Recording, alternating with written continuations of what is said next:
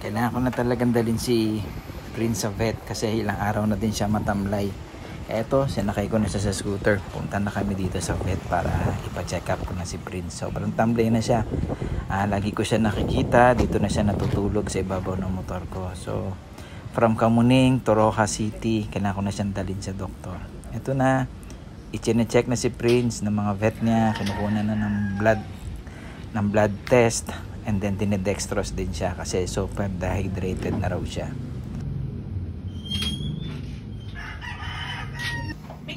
Sir, Pangarabata? Wala pa po, Dok eh. Dati po, Brave. Ni Prince. So, ito, gabi na nung may pinabili sa akin para i-inject kay Prince. So, si Prince ay positive po sa ehrlichiosis, immune-compromised anemic, and low platelet din. So, parang si Prince din ay may dengue. Blood parasite, ehrlichiosis. And then, ito yung kanyang second day ni Prince. So, umaga to, pinapakain. May mga report sa akin sa vet na nag-i-improve daw si Prince, tumatayo na, medyo at papano, maganda yung result. Third day, bad news. Nakita si Prince na may distemper. Positive si Prince sa distemper. So, kailangan namin pinapadischarge na si Prince dito sa clinic. Very sad. First day at home, dito. Tinitreat namin siya. Ang problema, nag-stuck ang dextrose niya. Second day, pinatawag namin si doktora, home treatment.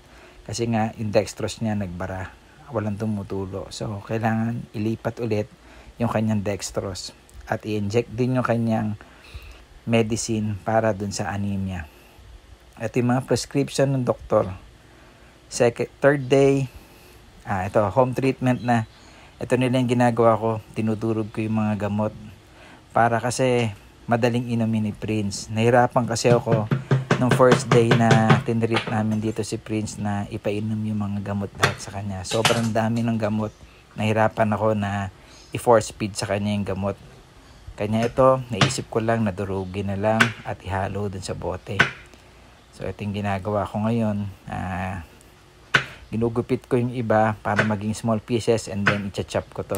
I-chop ko and then dinudurog ko to para maging powder siya. Ito yung mga gamot. Bukod dun sa prescription ng doktor, may mga gamot pa rin ako dito sa bahay na parang kamukha naman na dinagdag ko na lang. So, sinama ko na dito. Ayan yun, naging powder na siya. So, ito yung ipapainom ko kay Prince.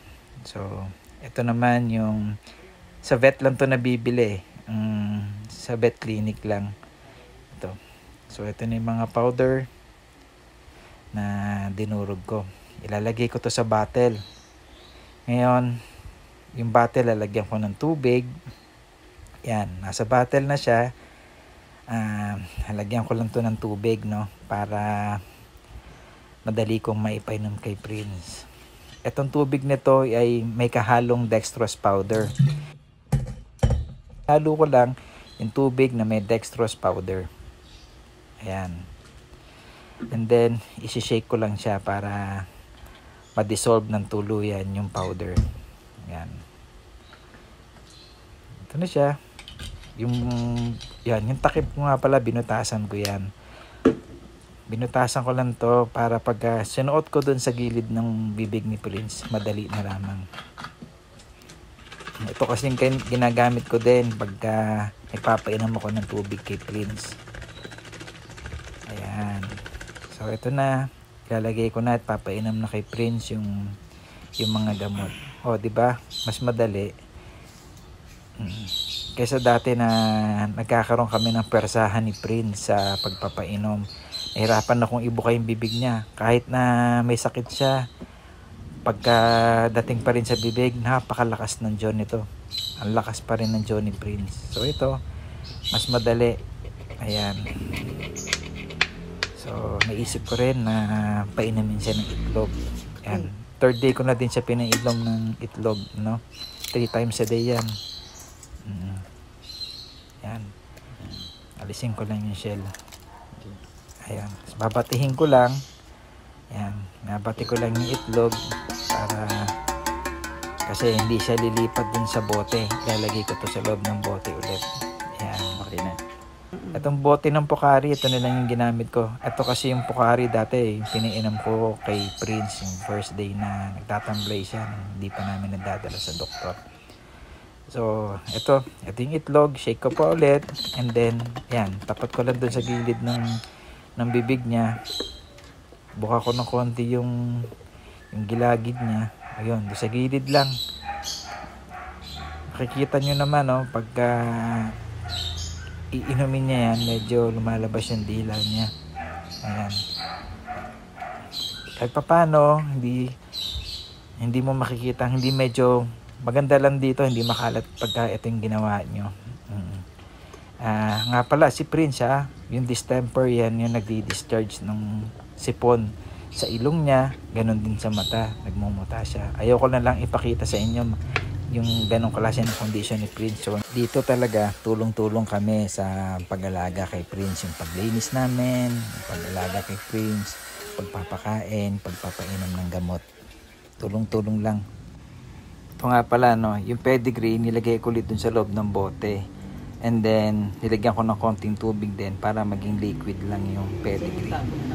Para hindi lang mahirap i-consume ulit ni Prince. Ganun lang yung proseso. Ilalagay ko lang ulit dun sa gilid ng bibig ni Prince yun. In liquid form na yung pedigree kasi may tubig na siya and then dinurog-durog ko na. Mga ka-first time, yun lang. Humihingi kami ng konting dasal para po sa paggaling ni Prince. Na-appreciate po namin yung mga prayers ninyo. And sana po tuloy-tuloy na po yung paglakas at paggaling po ni Prince. Maraming salamat po sa inyong lahat. Please pray for Prince. Maraming salamat po. God bless. God bless po sa inyong lahat. Prince, galing ka, palakas ka. Tuloy-tuloy lang tayo.